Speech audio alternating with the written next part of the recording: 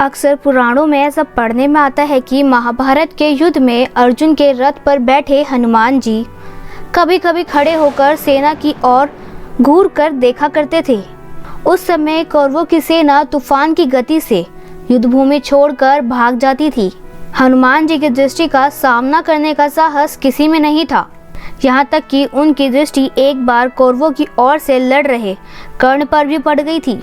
वो तो भगवान श्री कृष्ण ने कर्ण को बचा लिया, वरना महाभारत युद्ध कब का समाप्त हो चुका होता। आइए जानते हैं इस पूरे प्रसंग के बारे में। माइथोलॉजी मिस्ट्री में आपका स्वागत है। यहाँ आपको पुराणों और ग्रंथों से जुड़ी जानकारी देते हैं।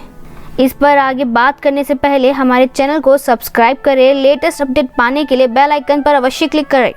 एक प्रसंग में बताया गया है कि जब कर्ण और अर्जुन के बीच युद्ध चल रहा था, कर्ण अर्जुन पर भयंकर बाणों की वर्षा कर रहे थे।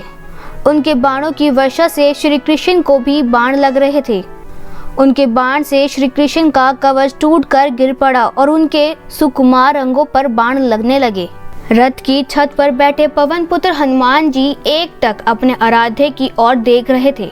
श्री कृष्ण कवचहीन हो गए थे। कर्ण के बाण उनके अंगों को भेद रहे थे। हनुमान जी से यह सहन नहीं हुआ। अकस्मात वह गर्जना करके दोनों हाथ उठाकर कर्ण की ओर मार देने के लिए उठ खड़े हुए।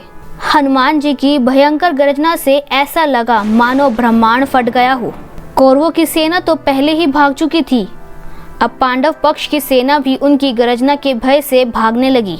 हनुमान जी का क्रोध देखकर कर्ण के हाथ से धनुष छूट कर गिर गया और हनुमान जी को स्पर्श करके सावधान किया। बोले, तुम्हारे क्रोध करने का समय नहीं है। श्री कृष्ण के स्पर्श से हनुमान जी रुक तो गए, किंतु उनकी पूंछ खड़ी होकर आकाश में हिल रही थी। उनके दोनों हाथों की मुट्ठी बंद थी।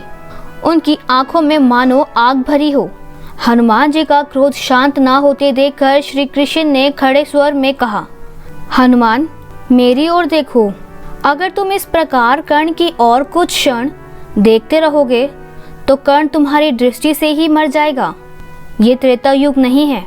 तुम्हारे पराक्रम को तो दूर, तुम्हारे तेज को भी कोई यहाँ सह नहीं सकता। तुमको मैंने युद्ध में शांत रहकर बैठने को कहा है। तब हनुमान जी ने अपने आराध्य की ओर नीचे देखा और शांत होकर बैठ गए। दोस्तों, ये जानकारी हरिवंश पुराण से ली गई है। तो अगर आपको हमारी वीडियो पसंद आई हो तो हमारी वीडियो को लाइक करें, इसे ज़्यादा से ज़्यादा शेयर करें, चैनल को सब्सक्राइब करें और बेल आइकन पर अवश्य क्लिक करें। धन्यवाद।